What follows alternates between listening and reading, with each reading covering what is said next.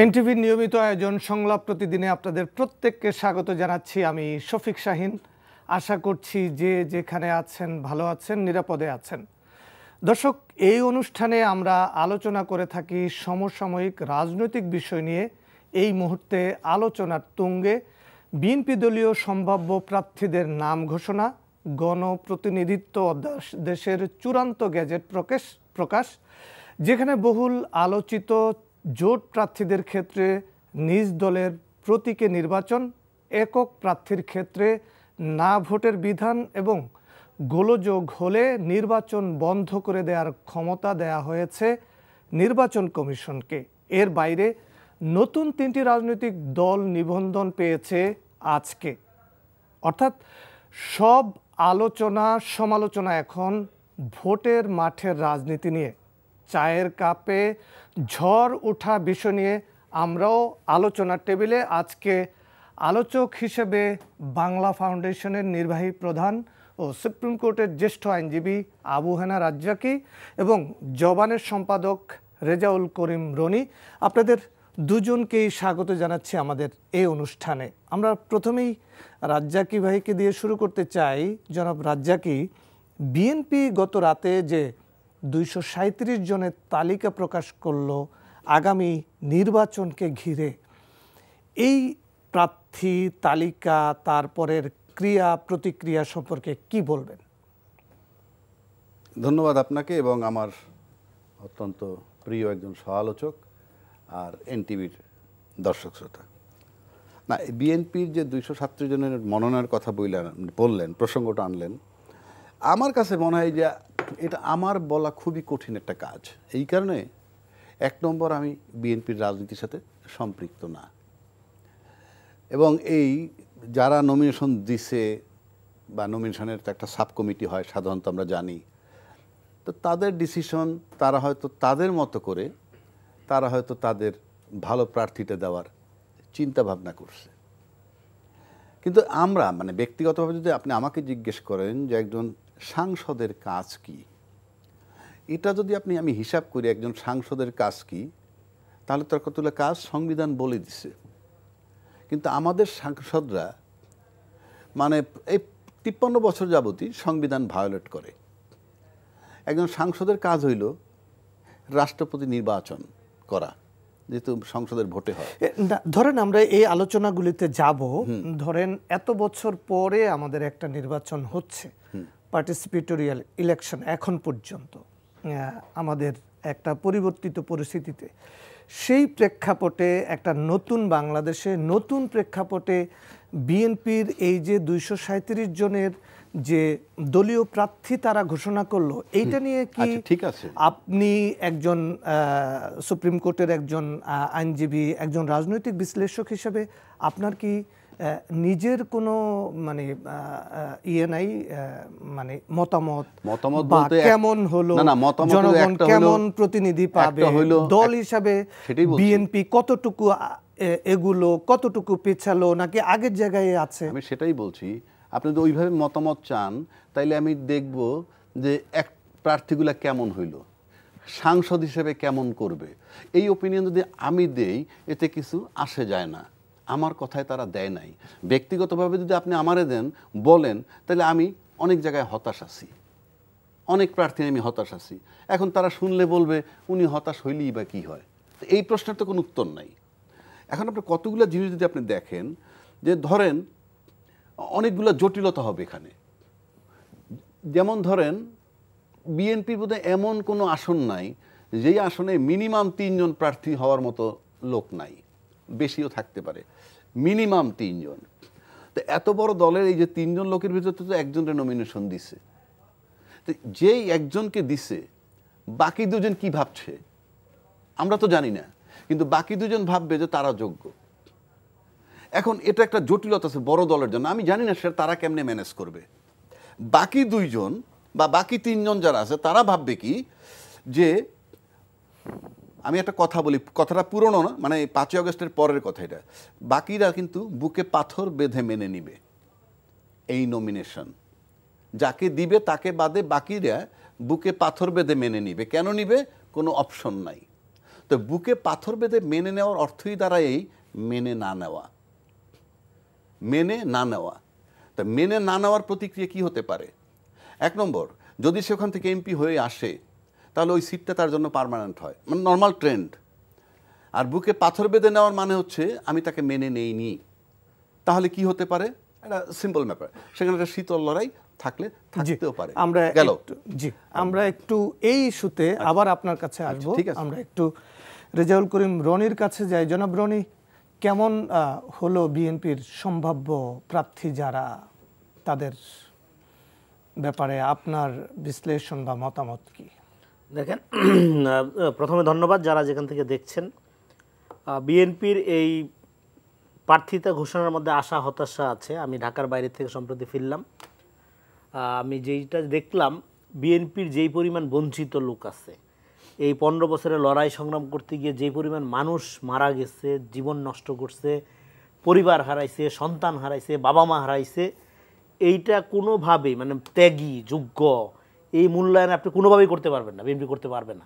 এই জায়গার এটার মানে বাস্তবতা, এটার অতীতে চলে গেছে।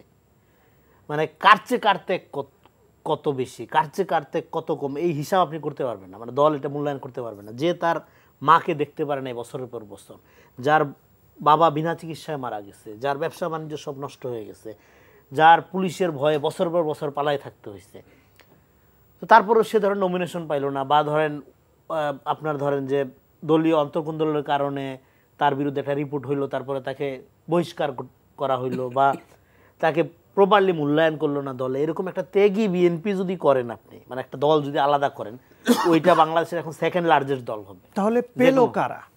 আমি বলতেছি এই অবস্থা আছে। তো তারপরেও যেহেতু পার্টিকে মুভ করতে হবে, ইলেকশন কন্ডাক্ট করতে হবে, এর মধ্যে থেকে পার্টি যেই যে বিবেচনায় তারা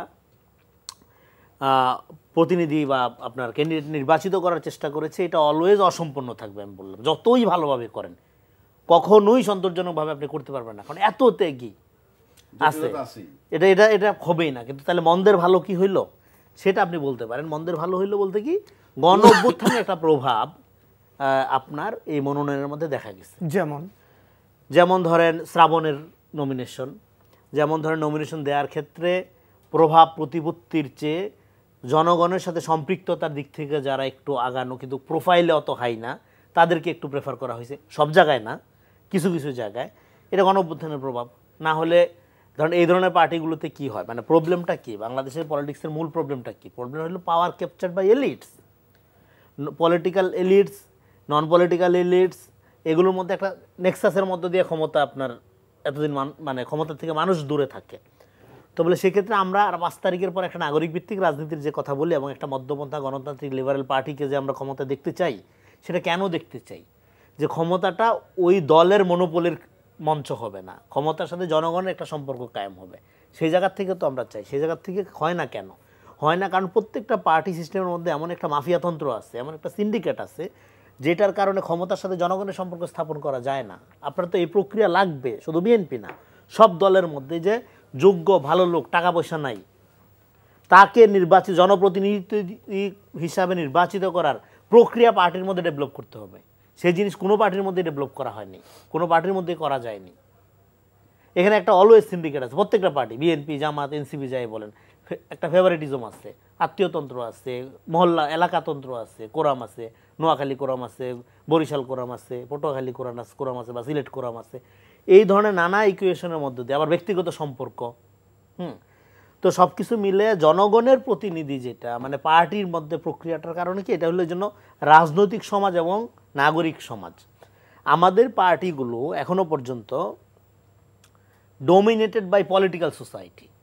পলিটিক্যাল সোসাইটি দ্বারা যখন ডোমিনেটেড হয়, তখন জনগণ খুব একটা উপকৃত হয় না, সেটা যত ভালো পার্টি হোক, যত বড় পার্টি। 237 জনের যে প্রার্থিতা ঘোষণা করা হলো, এর ভিতরে রাজনীতিবিদদের রেশিওটা কেমন?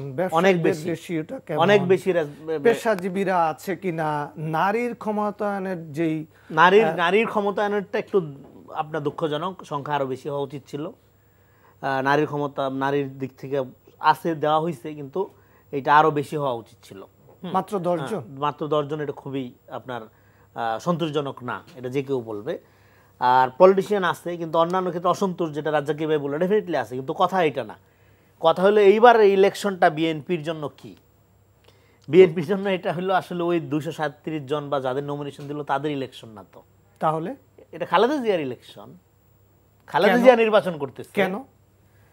আপনার মানে আপনার এই দলটা তো গত 15 বছর যেই নির্যাতন জুলুমের শিকার হয়ে আসছে, তো সেখানে তো প্রত্যেকটা জায়গায় প্রত্যেকটা লোকের কন্ট্রিবিউশন আছে। ডেফিনেটলি আছে, প্রত্যেকটা জায়গার কন্ট্রিবিউশন আছে, এবং কন্ট্রিবিউশনের পরে 5 তারিখের পরে মানুষ যে রাজনীতি দেখতে চায় সেই রাজনীতি তারা করার ক্ষেত্রে ফেলও তো করছে, প্রপারলি তো সেটা করতে পারে নাই। কি ফেল করছে রাজ্জাকি ভাই? আমি এটা শেষ করি, কেন খালেদা জিয়ার এটা বলে নেই, তারপরে কেন ফেল করছে। ফেল করাটা স্বাভাবিক, কারণ হলো ধরেন একটা লোক অন্যায় করলো, আপনি দল হিসাবে বহিষ্কার করলেন সর্বোচ্চ, বাকি কাজটা তো আইন শৃঙ্খলা বাহিনীর করতে হবে, বাকি কাজটা তো পুলিশের করতে হবে, পুলিশের কাজটা করেন নাই প্রপারলি।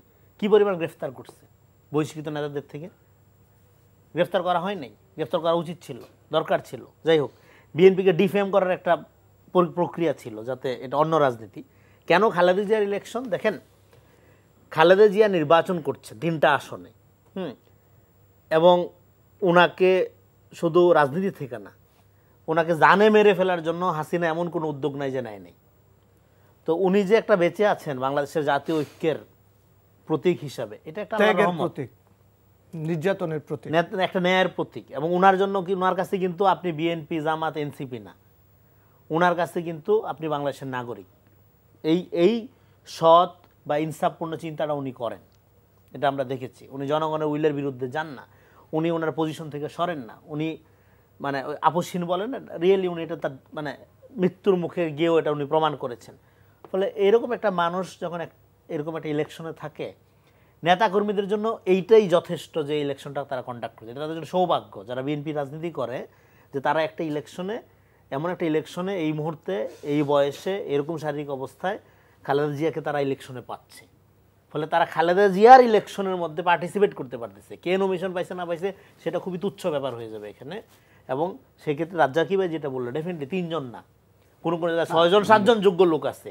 সেটা মিনিমাইজ করার ক্ষেত্রে একমাত্র তাদের দৃষ্টিভঙ্গিটা যখন এটা হবে যে আমরা খালেদা জিয়ার ইলেকশন করতেছি, হয়তো আমি এলাকায় নমিনেশন পাইছি, কিন্তু এই ইলেকশনটা আমরা খালেদা জিয়ার সাথে থেকে করতেছি, খালেদা জিয়ার সম্মানে করতেছি।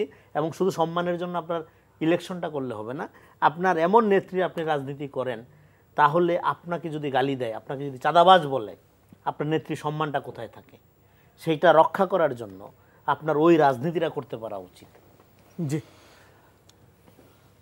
ধন্যবাদ। আমি মানে এগুলোতে খুব একটা ডিফার হবে না, কিন্তু যেমন আমি খুব বিনয়ের সাথে বলছি, আমি খালেদাদের যথেষ্ট সম্মান করি। আমি বললাম যে আমি একবার ইফতার পার্টিতে গেছিলাম, সে যখন বিরোধী দলের নেত্রী, জীবনে তার সাথে মুখোমুখি ওই বাড়ি দেখা হয়েছে, 2-3 মিনিট ছিল, তারপরে ইফতার শুরু হইলো, তারপর উনি চলে গেলেন বিরোধী দলের নেত্রী, তার পাশে আমি বসা, মাঝখানে একটু গ্যাপ ছিল।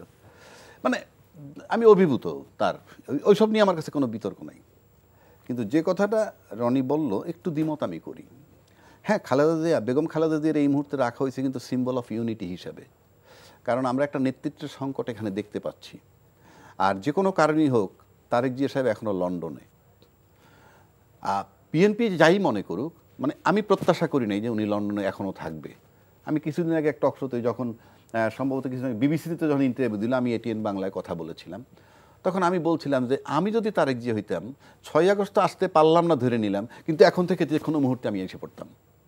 মানে এটা বলছি কেন, যে ক্রুশিয়াল টাইমে নির্বাচনটা হচ্ছে এখন, এবারের নির্বাচনটা, মানে এবারের নির্বাচনটা গত 53 বছরে এমন একটা নির্বাচন, যার আগে 1400 লোকের প্রাণ গেছে, 20,000 আহত হয়েছে, মাঠে আন্দোলন করছে, পুলিশ পালাইছে, বাংলাদেশ ব্যাংকের গভর্নর পালাই, সেই অবস্থা একটা নির্বাচন হতে যাচ্ছে। 3 দিন আগে একজন ডিআইজি পালাইছে, 21 দিন আগে একজন জেনারেল পালাইছে, পরিষ্কার বোঝা যাচ্ছে মাঠটা সুন্দর নয়। সেই অবস্থায় আমি বেগম খালেদা জিয়ার এমন কোনো আয়োজন দেখি নাই যে আয়োজনে তাকে সম্মান করা হয়েছে। অর্থাৎ উনি অসুস্থ, মানলাম, কিন্তু আমরা সোশ্যাল মিডিয়ায় দেখতে পারতাম যে ওনার কাছে নেতারা বসছে, কথাবার্তা শুনতেছে, বা তার সামনে রেখে, আমি দেখি নাই। এগুলো হচ্ছে না। এখন যেটা বলছে সে, হ্যাঁ, এখনও তার সেই ইমেজ আছে। 3টা সিট যদি নিতে পারেন, পরবর্তীকালে ছেড়ে দিলে বাই ইলেকশন করে 3টে সিট আনবে, এটা পরিষ্কার, এটা প্ল্যানটা বোঝা যায়। 2 নম্বর, এখানে মেইন লড়াইটা কথা হচ্ছে আমি ত্যাগী আপনি ধনী। লড়াইটা হচ্ছে এইখানে, আমি ত্যাগী আপনি ধনী। এখন ঢাকা শহরে একটা নির্বাচনের জন্য একটা পানির দরে খরচ হবে 10 কোটি টাকা, আমি কমাইয়া বললাম। আপনি বলেন এই যে আরেকটা লোক আছে ত্যাগী, যার টাকা নাই সে ত্যাগ করে কি? সে ঝুঁকি নেয় মাঠে, সে গুলির সামনে যায়। তা আমি ত্যাগী যিনি, ত্যাগী কি করে? সে তার আরাম বিসর্জন দেয়, সে মামলায় পইরা পালায়, সে ত্যাগী। আর যিনি ধনী সে শুধু বাহবা দেয়।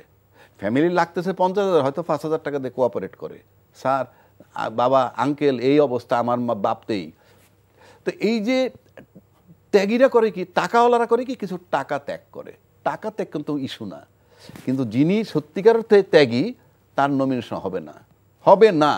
এর কারণ হচ্ছে ঢাকা সর্বনিম্ন ঢাকার মধ্যে তো 20 কোটি টাকার নিচে হয় না।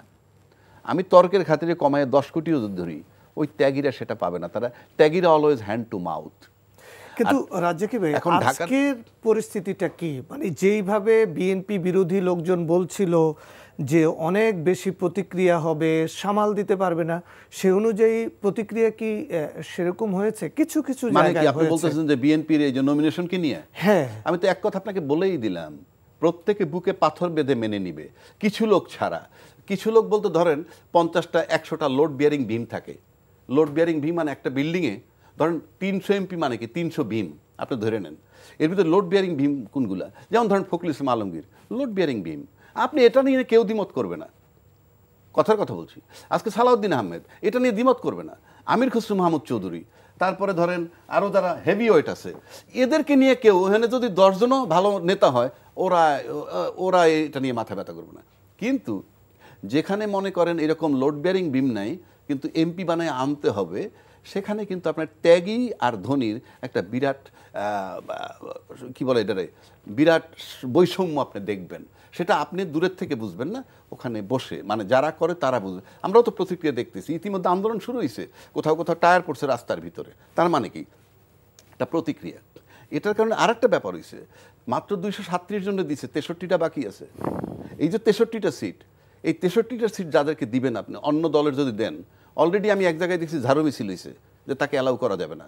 আর এক জায়গায় দেখছি পার্টি অফিস ভেঙে দিছে তার, মানে সে অন্য পার্টির, কিন্তু একটা ইনডাইরেক্ট সিগন্যাল আসছে যে বিএনপি থেকে তাকে, দুই জায়গায় বিতাড়িত হয়েছে। কারণ ওই যে বললো 17 বছর ধরে ত্যাগ করতেছে, সেখানে যেহেতু দলের লোকের অভাব নাই, ওই এনসিপি লোক টোকাইতে পারে, জামাতও লোক টোকাইতে পারে টু সাম এক্সটেন্ট, কিন্তু বিএনপির তো কোনো আসনে 3 জন 4 জন প্রার্থী আছে, সেখানে আপনি 237 দিলে আর যে 63টা রাইখে দিচ্ছেন, নো ডাউট তাদের ভিতরে নানান রকমের দানা বাঁধতেছে। এবং এই 63টা সিট যদি জোট বানায় অন্য লোকের দেয়, 63টা ওই হারানোর সম্ভাবনা আছে। বিকজ ওইখানে যারা বিএনপির তারা আছে, they will not accept them. এখন সেই জায়গাটায় নাই। যদি এমন হইতো যে দলীয় জোট করা দরকার, বিরাট কম্পিটিশন বাজারে, জোট না করলে পারবো না, পিছিয়ে যেতে পারে, এটা বিএনপির জন্য দরজাটা পরিষ্কার যে আমার সামনে কেউ নাই, সুতরাং এইটা কেউ মানবে না। এবং এটা কিভাবে সামাল দিবে আমি জানি না, তবে এটা আমার কাছে মনে হয় বিএনপির জন্য যথেষ্ট কাঠখড় পোড়াইতে হবে এটাকে নিয়ন্ত্রণে রাখার জন্য। জনাব রেজাউল করিম রনি, বিএনপির আশ্বাস এবং বিএনপির তালিকা পেলেই কি মানে সংসদ সদস্য নির্বাচিত হয়ে যাবে কিনা, মানে কি কি ফ্যাক্টর এবার প্রতিদ্বন্দ্বী প্রার্থীগুলির সামনে কাজ করবে আগামী নির্বাচনে? দেখেন, 5 তারিখের পর গণঅভ্যুত্থানের মধ্যে দিয়ে আমরা একটা পরিবর্তিত পরিস্থিতি, শুধু না, আমরা একটা প্যারাডাইম শিফট ঘটনা, যেটাকে বলে পাটাতন পরিবর্তনের ঘটনা ঘটে গিয়েছে। এখানে পুরানা যে রাজনৈতিক, যেটাকে বলে সোশ্যাল কন্ট্রাক্ট, এটা চেঞ্জ হয়ে গেছে। এই নতুন সোশ্যাল কন্ট্রাক্টটা আপনার অ্যাকোমোডেট করা প্রত্যেকটা রাজনৈতিক দলের জন্য একটা চ্যালেঞ্জ আকারে হাজির হয়েছে, ইনক্লুডিং নতুন গঠিত হওয়া দল, তাদের জন্য। কারণ হলো এখন পলিটিক্যাল নতুন যে জেনারেশনটা, প্রায় 4 কোটি 5 কোটি ভোটার, এই জেনজি জেনারেশনের ভোটার, তারা পলিটিক্যালি প্রচণ্ড রকম সচেতন, তারা গণঅভ্যুত্থানের মাঠ থেকে উঠে আসা নাগরিক এখন। তো ফলে এইখানে আপনি মানে বিএনপি করেন, জামাত করেন বা এনসিপি করেন, একটা নেতা আপনি একটা বিশাল কিছু, একটা পার্টির কিছু হয়ে গেছে, এটা কেউ কেয়ার করে না। হাসিনারে ফালাই দিছে ভাই এই জেনারেশন। ফলে আপনি কত বড় নেতা, কত বড় দল, এগুলো মানুষ বিবেচনা করে না। এবং আপনার নেতা স্ট্রিক্টলি ইনস্ট্রাকশন দিচ্ছে, মিষ্টি বিতরণ করা যাবে না, আনন্দ মিছিল করা যাবে না। ইলেকশন তো মিষ্টি খাওয়ার বিষয় না।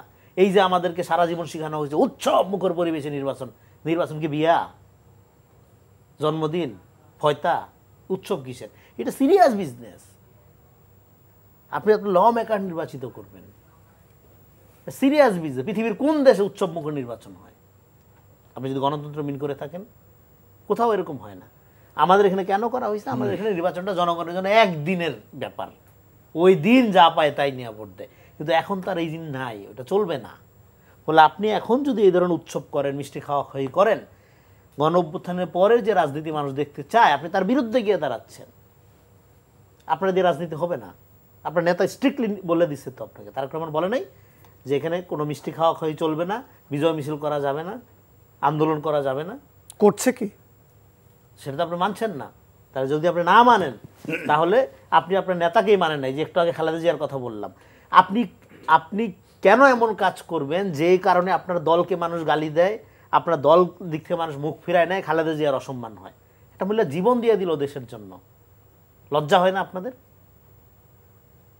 এই মহিলার সম্মানের দিকে তাকায় হইলেও তো আপনারা এমন একটা রাজনীতি করবেন যাতে মানুষ কোনোদিনও মুখ ফিরায় নিতে না পারে আপনাদের দিক থেকে, মানুষ যাতে কোনো খুঁত ধরতে না পারে আপনাদের দিক থেকে।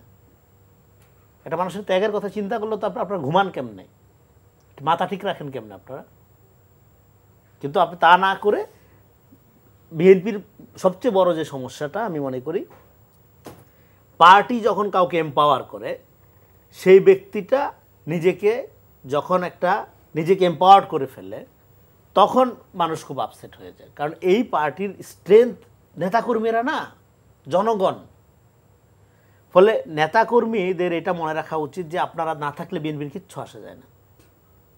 বিএনপি যদি, এই যে আপনাকে বলে নাই তারেক রহমান বারবার, যে জনগণ যদি আপনার দিক থেকে মুখ ফিরায় নেন, আপনি যত বড় ত্যাগী হন, যত বড় গুরুত্বপূর্ণ কর্মী হন, আপনাকে টানা আমার পক্ষে সম্ভব না। তো ফলে আপনি 5 তারিখের পরে এই রাজনীতিটা তো আপনার রিয়েলি ট্রুলি প্রমাণ করে দিতে হবে। আরেকটা, আপনি যেটা বললেন টিকিট পায় ধরেন আপনি এমপি হলেন, হোয়াট নেক্সট? আপনার তো একটা সেকেন্ড রিপাবলিক তৈরি হয়ে গেছে গণ অভ্যুত্থানের মধ্যে দিয়ে। আগের কন্ট্রাক্ট আমি বললাম বারবার যে সোশ্যাল কন্ট্রাক্ট চেঞ্জ হয়ে গেছে। আপনি আগের ফরম্যাটে আর দেশ চালাইতে পারবেন না। আপনার দেশ চালাইতে হবে, এখানে নাগরিকরা থাকবে পুষ্কুনিতে, মাছ যেরকম নিচে থাকে, রাজনীতিবিদরা সেরকম থাকবে, তাদের দেখা যাবে না। আমার সার্বভৌম প্রধান, আমি গুরুত্বপূর্ণ, আপনি নেতা গুরুত্বপূর্ণ না। গণ অভ্যুত্থানের মধ্যে দিয়ে একটা নতুন কালেকটিভ কর্তাসত্তার উন্মেষ হয়েছে, যেখানে মানুষ আর ওই রকম পার্টি মোনার্কি, ক্যাডার ভিত্তিক রাজনৈতিক সংগঠন এটা দেখতে চায় না। ফলে আপনাকে থাকতে হবে জনগণের ভেতরে, জনগণের একজন হয়ে, অন্যতম একজন না। আপনাকে চোখে পড়বে, আপনার জন্য রাস্তা বন্ধ হয়ে যাবে, আপনার জন্য সবাই কষ্ট ভোগ করবে, আর আপনি নেতাগিরি করবেন, ন, এগুলো দেখতে চায় না। জি জনাব রাজ্জাকি, আমরা দেখলাম যে গত 1 বছরেরও বেশি সময় আগে ধরে বিএনপির দ্বারা প্রতিদ্বন্দ্বী রাজনৈতিক দল আছে, তারা পর্যায়ক্রমে তাদের ক্যান্ডিডেটদেরকে মাঠে পরিচয় করে দিচ্ছে। তারা গত 1 বছর ধরে তাদের যে সোশ্যাল এবং পলিটিক্যাল অ্যাক্টিভিটিজ আছে তারা সেগুলি করে যাচ্ছে। আর বিএনপি মাত্র গতকালই ঘোষণা করলো। মানে চিত্রটা কেমন হতে পারে? কেমন হতে পারে, একটার কারণটা কি? দুইটাই তো ব্যাপার। জি, কারণটা যদি জান, আপনি সিম্পল, ওই যে বললাম, আপনি যদি অর্গানাইজড থাকেন, ডিসিপ্লিনড হতে থাকেন, আপনার ভিতরে যদি নিয়ম শৃঙ্খলা থাকে, কমান্ডে যদি কাজ হয়, তাহলে একটা দল একরকম। আর কমান্ডে যদি কাজ না হয়, বিশৃঙ্খলা থাকে, তখন সেটা আর এক রকম। সংগঠিত 5 জনের সামনে অসংগঠিত 100 জনও কিছু না।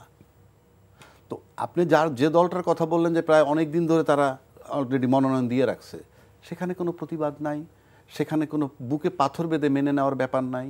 ওটা একটা ডিসিপ্লিন ওয়েতে তারা চলে, যে ইয়েস এরই যাওয়ার কথা, এরই পাওয়ার কথা।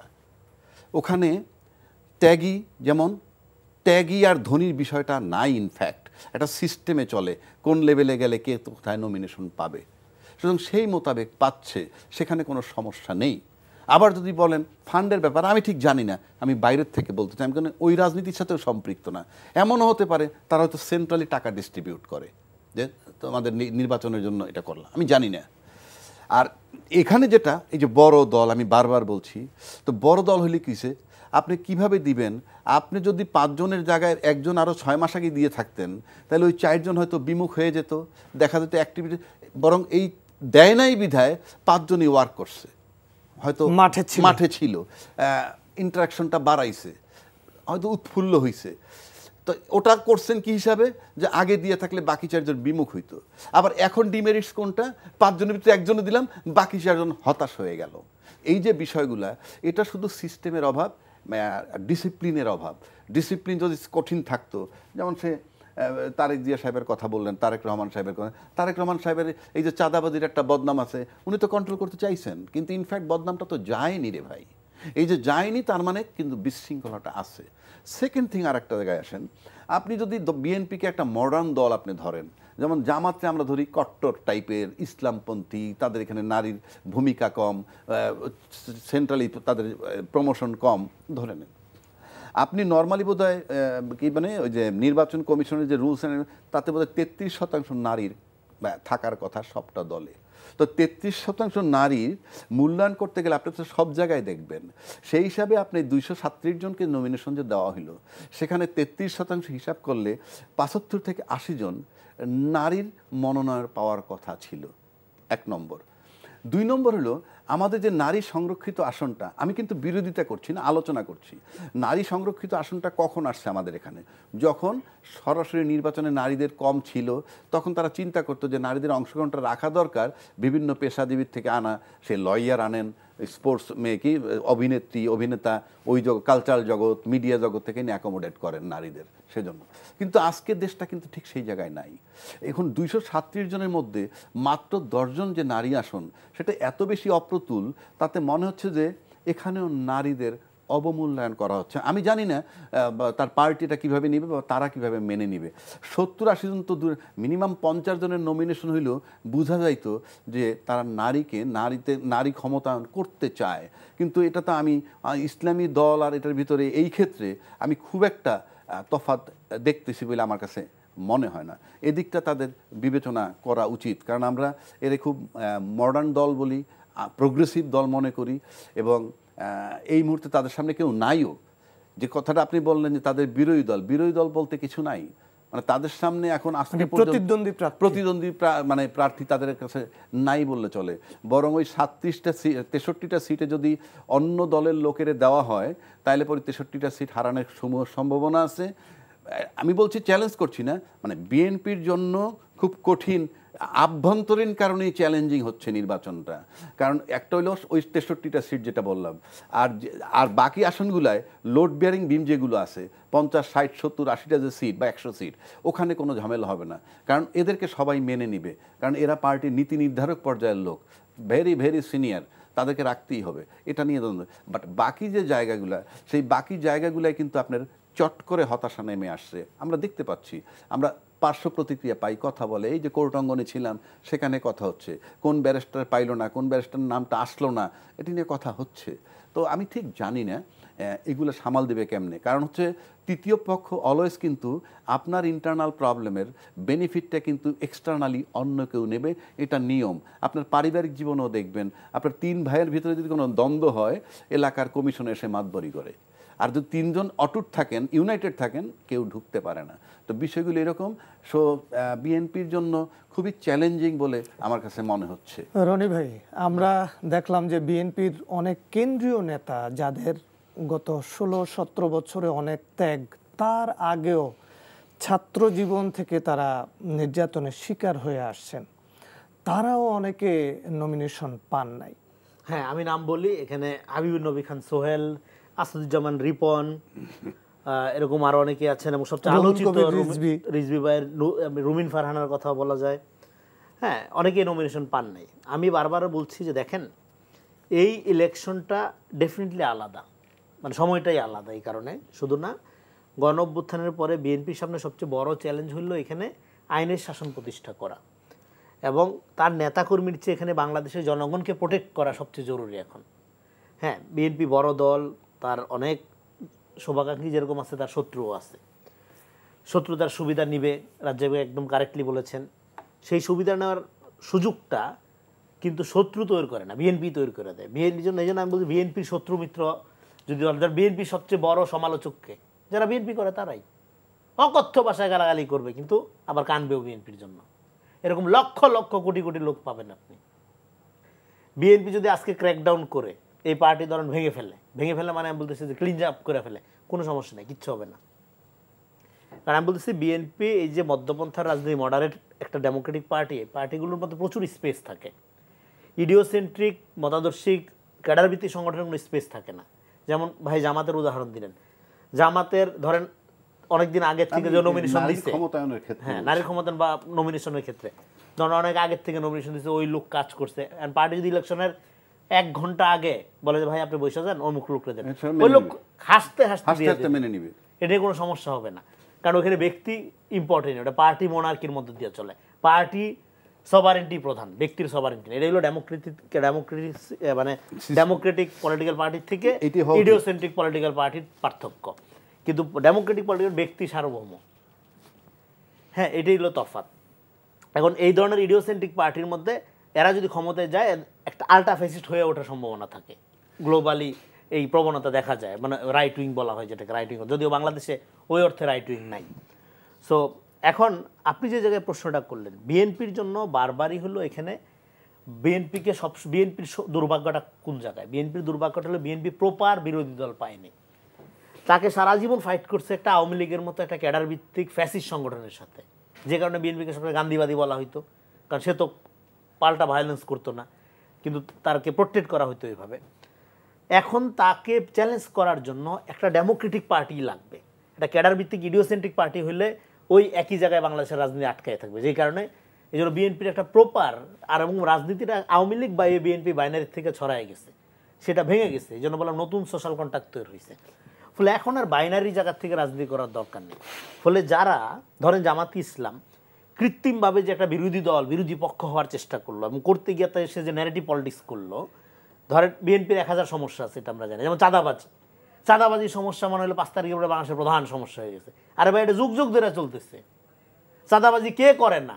হাত বদল হয়েছে, কে করে না? কোন দল করে না? এটা একটা কাঠামোগত সমস্যা। আপনি যদি জুট এরকম রেখে দেন, আপনি যদি ময়লার এই ব্যবস্থাপনা রেখে দেন, আপনি যদি বাজার সমিতির এই কন্ডিশন রেখে দেন, আপনি যদি ফুটপাত এরকম রেখে দেন, চাঁদাবাজি হবেই যে দলই আসুক। কারণ এটা একটা ইকোনমিক্যাল সিস্টেম আছে, এটা তো একটা রেগুলেশনের মধ্যে আনতে হবে। চাঁদাবাজির সমস্যাটা কাঠামোগত সমস্যা, কিন্তু চাঁদাবাজ আর বিএনপি একাকার। যেমন এই যে ন্যারেটিভটা নির্মাণ করা হইলো, ডিফেম করা হইলো, এই ডিফেম করার মধ্য দিয়ে কিন্তু আপনি কিছু গেইন করতে পারলেন না। কারণ যে লোকটা চাঁদা দেয়, ধরেন ফুটপাতে দোকান করে 2000 টাকা খায়, 2000 টাকা ইনকাম করে তার ফ্যামিলি চালায়, আবার 200 টাকা ধরেন যে চাঁদা দেয়, সে তার প্রতি খুশি, কারণ তার জীবিকা হচ্ছে। আপনি একটা সিস্টেম করেন, একটা ছোট্ট দোকান করেন, সিটি কর্পোরেশনের আওতায় দেন, সিটি কর্পোরেশনকে সে এটা পরিষ্কার পরিচ্ছন্নতা বাবদ একটা টাকা দিবে, বাকিটা সে সুন্দর করে ব্যবসা করে। এটা সিস্টেমের মধ্যে আনেন, সারা দুনিয়াতে আছে। তা না করে এই পুরা ব্যবস্থাপনাটাই আপনি যখন যে এলাকায় জামাত প্রভাবশালী, সেটা জামাতের লোক নিয়ন্ত্রণ করে, যেখানে এনসিপি, যেখানে বিএনপি নিয়ন্ত্রণ করে, এবং কোথাও কোথাও আওয়ামী লীগের লোকও তাদের সাথে থাকে, কম বেশি সবাই করে, যার যার সক্ষমতা অনুযায়ী করে, প্রত্যেকটা দল করে, সব মাছ ময়লা খায়, কিন্তু নাম হচ্ছে এক মাছের। এই যে ন্যারেটিভ পলিটিক্সটা তৈরি করলেন, এইটার মধ্য দিয়ে আপনি আসলে তেমন কিছু গেইন করতে পারবেন না। কেন গেইন করতে পারবেন না? আমাদের এখানকার পলিটিক্যাল কালচারের মধ্যে আপনি যদি এই যেটা আমি বলছি কাঠামোগত পরিবর্তন না করতে পারেন, তাহলে এই সিস্টেমের মধ্য দিয়ে মানুষ অভ্যস্ত হয়ে উঠবে। তাহলে গণঅভ্যুত্থানের মধ্যে তাহলে সেই কাঠামোগত পরিবর্তনটা করবে কি? কাঠামোগত পরিবর্তনের জন্য রাজনীতি লাগবে আমাদের, সংগঠন না। আমি কিন্তু বারবার বলতেছি রাজনীতি লাগবে আমাদের। আমরা যেটা করতেছি, আমরা যেটা মনে করছি, সংগঠন এবং পলিটিক্সকে গুলায় ফেলতেছি আমরা। সংগঠন ইম্যাটেরিয়াল। 5 তারিখের পরে যে রাজনীতিটা নির্মাণ করা দরকার গণঅভ্যুত্থানের মধ্যে দিয়ে, সেখানে হলো মানুষের মর্যাদাবোধ প্রতিষ্ঠা করা দরকার। রাষ্ট্রে কোনো দলের মালিকানা প্রতিষ্ঠা করা দরকার নেই। রাষ্ট্র, এখানে কথাটা হইলো 5 তারিখের পরে দল যার যার রাষ্ট্র সবার। ধরেন জামাত ক্ষমতায় আসছে, আমি শিবির করি না, আমাকে চাকরির নিশ্চয়তা পাইতে হবে, আমার জামাতের প্রতি কোনো ধরেন অ্যাফিলিয়েশন নাই, আমি সমালোচনা করি, আমি ভয় পাবো না যে আমাকে চাকরি দিবে না, বা আমাকে অ্যারেস্ট করবে, বা আমাকে গালাগালি করবে, আমাকে ডিফেম করবে, ভোট আইডি আমাকে চরিত্র হনন করবে, আমি ভয় পাবো না। আমি বিএনপি ক্ষমতা গেলে আমি বিএনপিকে যা খুশি বলবো, লজিক সমালোচনা করবো, প্রোপাগান্ডার কথা বলছি না আমি, কিন্তু আমি ভয় পাবো না, যেই জন্য আমাকে একটা কিছু করতে হইতে পারে, বা একটা কিছু চিন্তা করতে হইতে পারে, যেমন নিরাপত্তা। এইরকম একটা রাষ্ট্র আমরা দেখতে চাই, যেখানে people sovereign, not political party, not অমুক নেতা, নট অমুক ভাই, নট অমুক syndicate, power capture by elites. এইখান থেকে বাংলাদেশের মানুষকে মুক্ত হইতে হবে।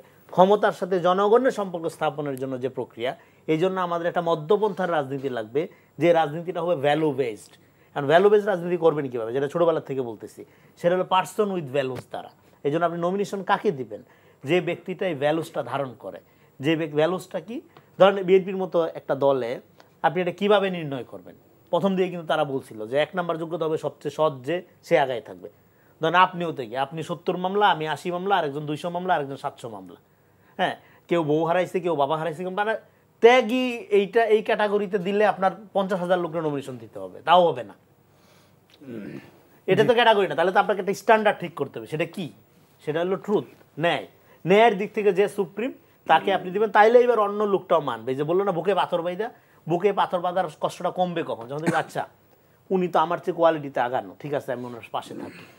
কিন্তু উনি যদি আমার চেয়ে কোয়ালিটিতে আগানো না হয়, উনি যদি ভাবি কোঠায়, বাইস্তা কোঠায়, পরিবার কোঠায়, অমুক কোঠায়, ব্যবসায়ী কোঠায়, তমুক কোঠায়, ডোনেশন কোঠায় যদি আমার চেয়ে আগায় যায়, ডেফিনেটলি আমি এই টার্মে, যেহেতু বিপদে আছে দেশ এবং দল, এই টার্মে বুকে পাথর বাইন্দা রাজি হইলেও, আর জাতীয় নির্বাচন অলওয়েজ মার্কার নির্বাচন, অলওয়েজ মার্কার নির্বাচন। ব্যক্তি এখন ওইরকম ব্যক্তি যেটা যদিও বলতেছে এটা হওয়া উচিত না। আমি আপনার এই কথার সূত্র ধরে আমি রাজ্জাবিক কি ভাই ফলে এইবার যাত্রায় আপনি পার পাইলেও বাংলাদেশে পলিটিক্স লাগবে। পলিটিক্স যদি না দাঁড়ায়, এইটা আমি আপনাকে বলি নেক্সট কামিং রেভলিউশন এইটা অন্যদিকে নিয়ে যাবে, এবং এই ধরনের পলিটিক্যাল সেটেলমেন্ট এটা দিয়ে আপনি দেশ চালাইতে পারবেন না। জি রাজ্জাকি ভাই, জোটের রাজনীতি, ভোটের রাজনীতি, বিএনপি এখনো তার মিত্রদের জন্য 63 আসন ফাঁকা রেখেছে, কিন্তু আজকে নির্বাচন কমিশন যে গেজেট প্রকাশ করেছে গণপ্রতিনিধিত্ব অধ্যাদেশের, সেখানে বলা আছে যে জোট করুক, যে ভোট করুক, তাকে নিজ নিজ দলের যে মার্কা, সেই মার্কায় নির্বাচন করতে হবে। তাহলে ছোট দলের যারা বড় নেতা আছেন বা যারা বিএনপির সাথে জোট করে ভোট করবেন, তাদের পরিস্থিতিটা কি হতে পারে? তারা কতটা চ্যালেঞ্জের মধ্যে পড়তে পারেন মার্কা ছাড়া? ধন্যবাদ আপনাকে আর আমার সহ-আলোচক। প্রথম বইলে নেই যেটা রনি বলছে যে বাংলাদেশের মানুষ এখন পর্যন্ত মার্কা দেখেই ভোট দেয়, মানে মার্কাটার প্রাধান্য 90% আর প্রার্থী 10%। আপনি বাংলাদেশে 5 বার এমপি হয়েছে এবং 2 বার মন্ত্রী হয়েছে, এমন লোক অনেক আছে আছে তার মানে কি তারা টু সাম এক্সটেন্ট পপুলারিটি তারা আছে। 5 বার এমপি তো হয়েছে, 2 বার মন্ত্রী হয়েছে। এদের এরকম যে কোনো একটা ব্যক্তিকে আপনি দলের বাইরে দাঁড়াইতে বলেন, ইউনিয়ন চেয়ারম্যানের ভোট পাবে না, এখনও পাবে না, এখনও। তার মানে কি দলটাই ফ্যাক্টর, দলের প্রতীকটাই ফ্যাক্টর। সুতরাং এই যে প্রতীকটা ফ্যাক্টর, সেই হিসাবে যদি আপনি আসেন, যখনই আপনি ধরে নিলাম আমরা ওই 63টা আসনে আপনি অন্য দলের প্রার্থীকে যদি যখনই আপনি দলীয় মানে বড় দল, ধরেন বিএনপি যখন ওই 63টা প্রার্থীর তার দলের প্রতীক দিয়ে নির্বাচন করতে দিবে, তখন কিন্তু সে অফিসিয়ালি হয়ে যায় বিএনপির প্রার্থী। বাইরে গিয়া সে তার অফিস করে, ভিতরে এসে মানে পরিষ্কার অফিসিয়ালি সে বিএনপির প্রার্থী, তাহলে সে ভোট পাচ্ছে বিএনপির প্রার্থী হিসাবে। কিন্তু এবার যে জিনিসটা হবে, আমি বারবার বলতেছি, যখন যেহেতু এখন বিএনপি প্রতীক দিলেও, যদি বিএনপি প্রতীকও এবার নির্বাচন করে, তাহলে তাদের ফেল করার সম্ভাবনা আছে, আগে বলে গেছি। এই কারণে যে ওখানে যোগ্য 3-4টা প্রার্থী আছে বিএনপির নিজ দলের। এখন আসেন যে এখন অন্য দলের প্রার্থী, সে তার মার্কায় নির্বাচন করবে, তার দলীয় প্রতীকে নির্বাচন করবে, কিন্তু আমি বিএনপি তাকে নমিনেশন দিলাম, যে কি আমার এলাকার লোকের জানাই দিব যে ও আমাদের, ওকে তোমরা ভোট দিও। তাহলে কি আমরা যদি একটু গত বছরের 24 জানুয়ারির নির্বাচনে যদি আমরা ফেরত যাই, সেখানে দেখলাম যে আমরা জাতীয় পার্টির প্রার্থীদের মানে পোস্টারে লেখা ছিল যে আওয়ামী লীগ মনোনীত জাতীয় পার্টির প্রার্থী। তাহলে কি আবার মানে সেই জায়গাটাই আমি আসছি, এটা টু সাম এক্সটেন্ট আপনাকে তখন ওই পদের নির্বাচনী ধরা হবে। যে আপনি যদি গণতান্ত্রিক প্রক্রিয়া আপনার দলের চিন্তা করেন, তাহলে আপনার দলের নাম্বার 1 এইরকম একটা দলের প্রার্থীর কোনো অভাব নাই। সেখানে অন্য দলের প্রার্থীরা আপনি যখন বলতেছেন আপনার লোকের ভোট দিতে, তখন তো মনে হচ্ছে যে আপনার কাছে প্রার্থী ফ্যাক্টর না, ভোট ফ্যাক্টর না, কিচ্ছু না, শুধুমাত্র ছোট ছোট দলগুলোকে কন্ট্রোলে নেওয়ার। কারণ এই ছোট ছোট দলগুলো যত ছোট মনে করেন না কেন, এদের বক্তব্য অনেক ইফেক্টিভ হয় কোনো কোনো সময়। তো সেক্ষেত্রে আপনি এটা গণতান্ত্রিক প্রসেসের মধ্যেই পড়ে না যে এক দলের লোকের আরেক দলের লোক ভোট দিবে, তারপরে তাকে পার্লামেন্টে আসবে। এইটা আমার কাছে মনে হয় না আমার গণতন্ত্র কোনোভাবে এটাকে পারমিট করে। এ গেল একটা দিক।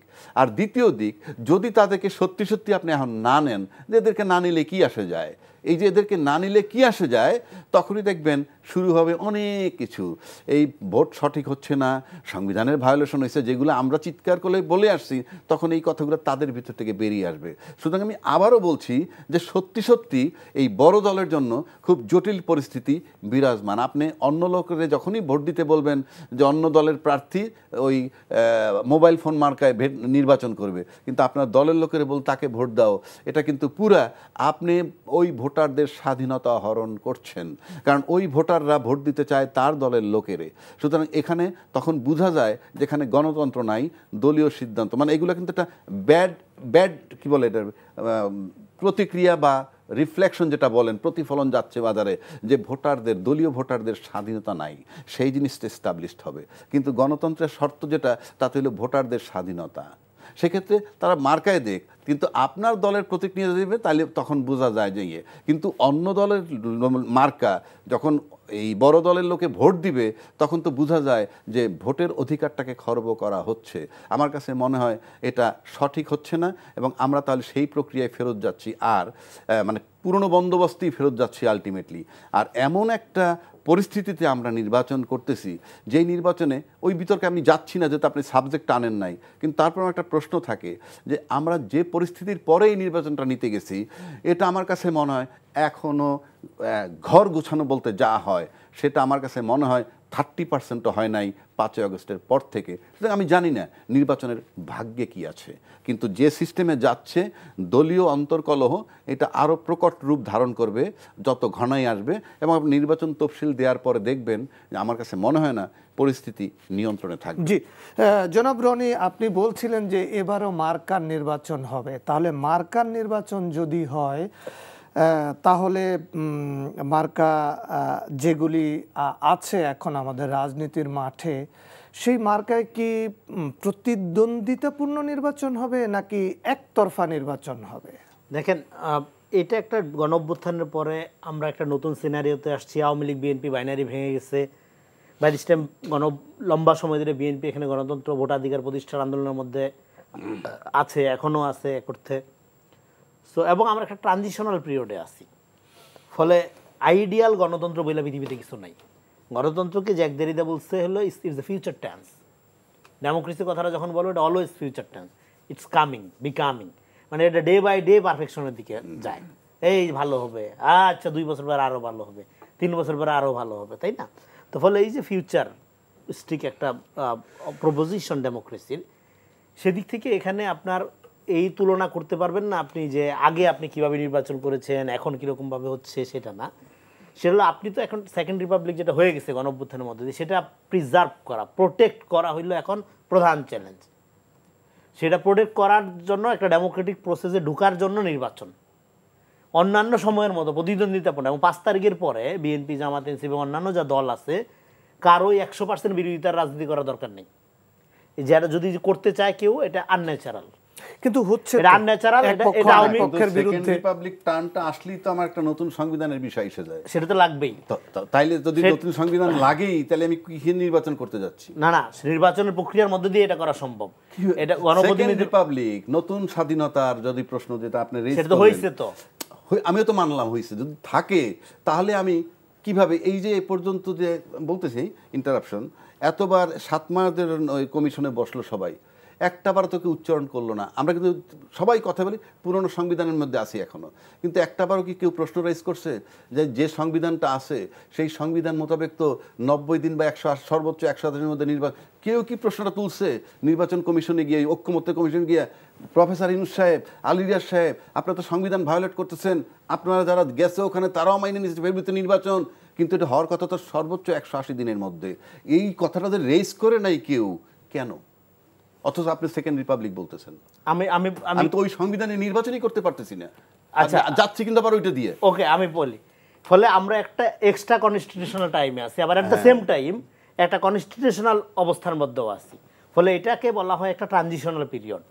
এখানে আপনি 100% কনস্টিটিউশনাল কোনো কিছু পাবেন না, আবার আনকনস্টিটিউশনাল কোনো কিছু করার সুযোগ নেই, কেননা আপনি ডেমোক্রেসি রিস্টোর করবেন। এখন গণতন্ত্র রিস্টোর করার পদ্ধতি অনেক রকমই আছে, একটা হলো গণতান্ত্রিক পদ্ধতি আর একটা হলো অগণতান্ত্রিক পদ্ধতি।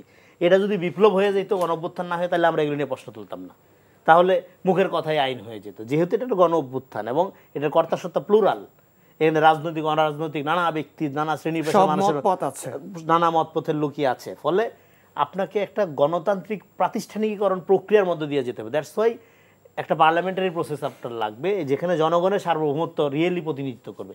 এরকম একটা প্রাতিষ্ঠানিক কাঠামোর দিকে যাওয়ার জন্য এখনকার যে অবস্থাটা, সেই অবস্থায় আমি যেটা বললাম যে দলগুলোর 100% বিরোধিতার কোনো সুযোগ নেই, বিরোধিতার রাজনীতি করার সুযোগ নেই। ফলে এই দিক থেকে এই নির্বাচনটা একতরফা হচ্ছে কিনা, লেভেল প্লেইং ফিল্ড হচ্ছে কিনা, এগুলোর চেয়ে জরুরি হলো আমরা নির্বাচনকালীন অবস্থার মধ্যে দিয়ে গিয়ে ডেমোক্রেসির মানে গণতন্ত্রের প্রাতিষ্ঠানিকীকরণ প্রক্রিয়ার মধ্যে প্রবেশ করতে পারছি কিনা।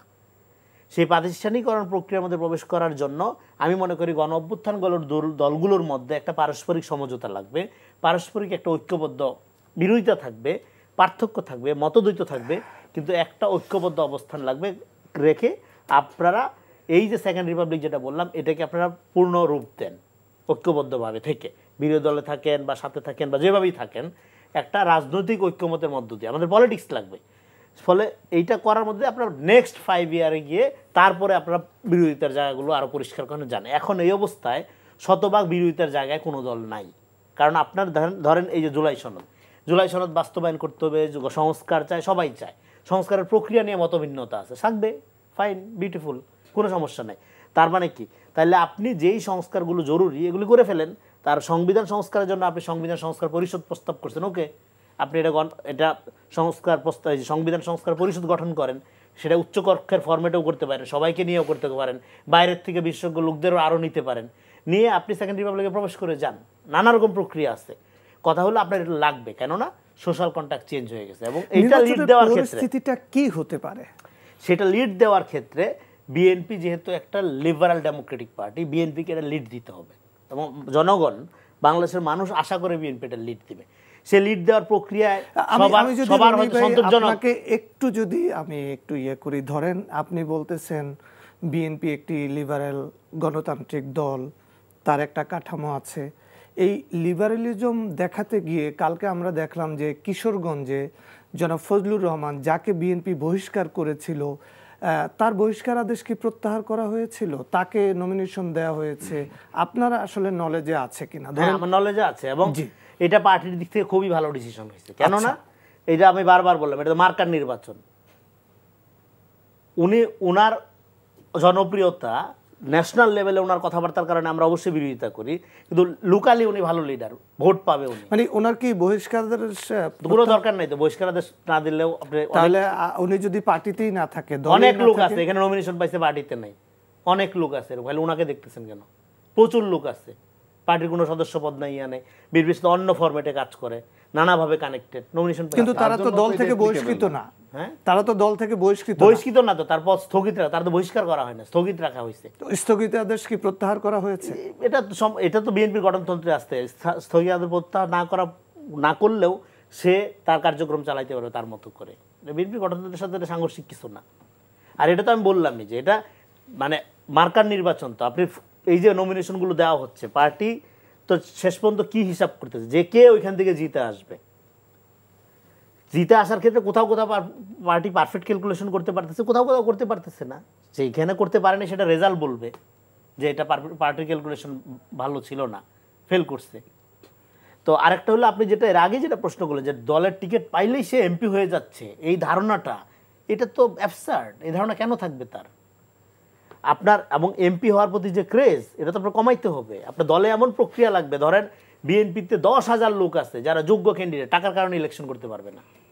তো আপনার তো পার্টির মধ্যে এমন প্রক্রিয়া ডেভেলপ করতে হবে যে ওই যোগ্য লোকটা, সে হয়তো একটা ছোট্ট ব্যবসা করে, সে হয়তো একটা ছোট্ট চাকরি করে, কিন্তু এলাকায় প্রচণ্ড রকম পরিশ্রমী, দরদি, সৎ, তাকে তো আপনি পার্টি প্রসেসের মধ্য দিয়ে নেতৃত্বে আনার একটা প্রক্রিয়া আপনারা ডেভেলপ করতে হবে। কারণ আপনি তো ভ্যালু বেস রাজনীতি করেন, ভ্যালু তো চোর বাটপাট দিয়ে কায়েম হয় না, ভ্যালু কায়েম হয় পার্সন উইথ ভ্যালু যারা, তাদের দিয়ে। ওকে, রাজা, কি সবাই শুধু এমপি হইতে চায়?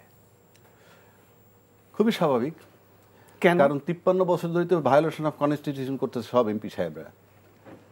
এমপি সাহেবরা ডেভেলপমেন্ট ওয়ার্ক, কোথায় ব্রিজ হইতেছে, কোথায় রাস্তা বানাবে, সুপারিনটেন্ডেন্ট ইঞ্জিনিয়ার ডাইকে আনে, তুমি অমুকের পাঠায়, এই কাজ করো ওই কাজ করো, এটা তার কাজ না। আপনি যে বললাম 5 কোটি 10 কোটি টাকা ইনভেস্ট হবে, কেন আপনি ইনভেস্ট করবেন if it does not come back to you? যদি এটা আপনার কাছে ফেরত না আসে টাকাটা, আপনি কেন ইনভেস্ট করবেন?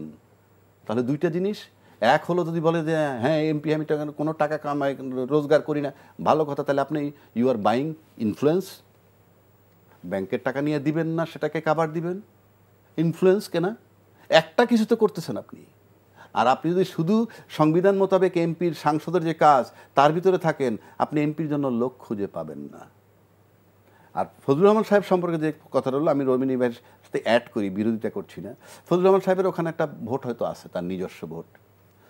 এখন ফজলুর রহমান সাহেব এত পপুলার যে না উনি এই দলের বাইরে দাঁড়ালে পাশ, আমি নিশ্চিত করে বলে দিতে পারি, বিএনপির দল থেকে যদি সে প্রতীক না পায়, সে পাশ করবে না।